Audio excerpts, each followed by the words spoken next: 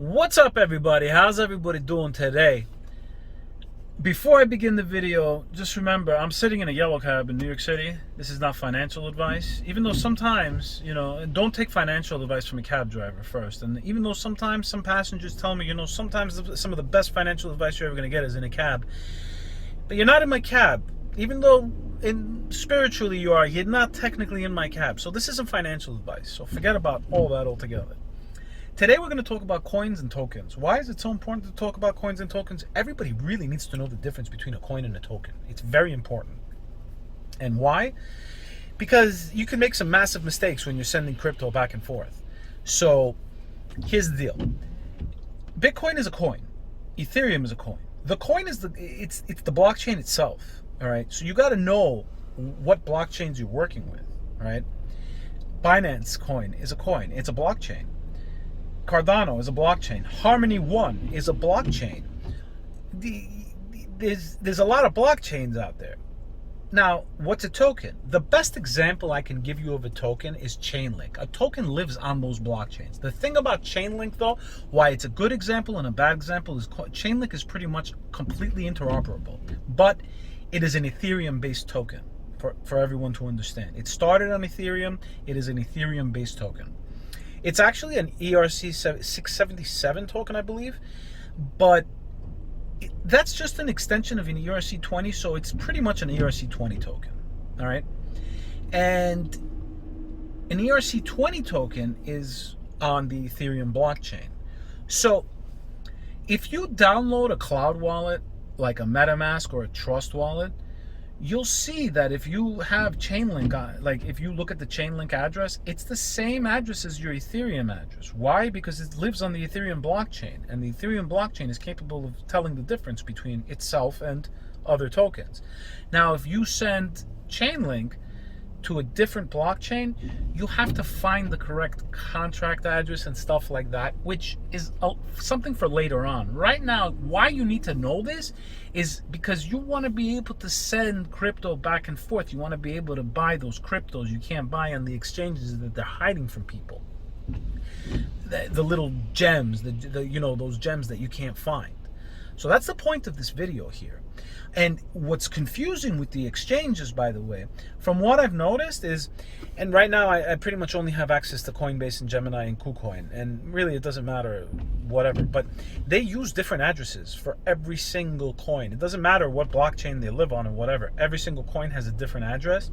I don't know why that's the case, but not that it's misleading, it's just that you don't know whether or not what's going on here. So you got to understand that. So, and also, if you accidentally send Chainlink to your Ethereum address on an exchange, there's a possibility you'll get it back. The problem is you might get charged a fee or whatever. It's going to take a couple of days, and whatever the case is, you got to find somebody, and it's just a process you don't want to go through. So you're better off knowing this, because look, it's your money. You don't want to lose it for a stupid mistake. If you lose it in a trade, that's all part of the game. But over a stupid mistake for sending things to the wrong address, no, don't do that. Always copy, paste. That's all you got to do. Not only that, but always double check too. I usually look at the first 4 digits and the last 4 digits to make sure that they match. And that's pretty much all I look for when I'm sending addresses. Even though I copied and pasted, I am that anal where I look at the first 4 digits and the last 4 digits of an address and see if they match the other address. So, and if you want to test this out, download a Trust wallet. Trust wallet is just easier for newer people to use. MetaMask is actually better because the browser is just that much better on MetaMask. So download a Trust wallet. There's going to be Ethereum is going to be right at the home screen, right off the bat. And then on the top right, there's going to be a little, like a hamburger type tab. That's what we call it, or like with the 3 lines. It looks like people have been using this as for an E, but it's actually a Z in Greek. A Z as it's pronounced Z, but it's an X. We use it as an X. But anyway, it looks like one of those. Tap on it, type link, and then type the little tab on the side. Make sure it appears on the home screen. And you know what? Hit Ethereum, hit receive, copy that address, paste it somewhere, like where you could paste something else on below it, and then go back, go to Chainlink, tap receive, copy that, and paste it right below. You'll see it's the same exact address for the wallet. So this is actually why it's so important that you understand these things and you don't hesitate to do certain things, because it gets a little confusing and nobody explained this to me. I realized this slowly later on. But yeah, just get used to it.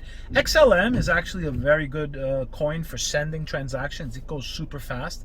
I'm not bullish on the coin itself, but it goes super fast. Like, I use it all the time. I send money from one exchange to the next.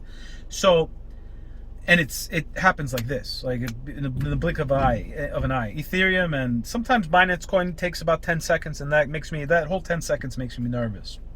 And Bitcoin took over an hour one time. I almost had a heart attack. That's another thing you got to understand: what's faster, what's better to transact with, and stuff like that, depending on what you want to do, how fast you want to get something done. But these are great examples of blockchains and what's going on, and the difference between a coin and a token.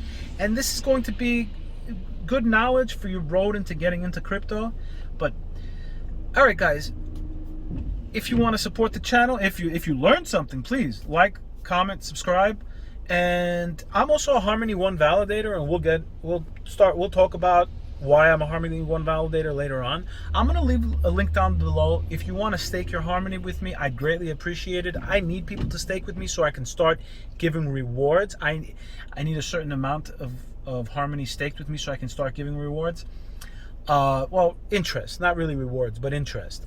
So I wouldn't mind a stake, I guess. I don't even know how to call it. But anyways, I'm like pausing them. Like, well, what do I call it now? I wouldn't mind the hand, I guess. Whatever the case is. But thanks for watching, guys. I'll talk to everybody later.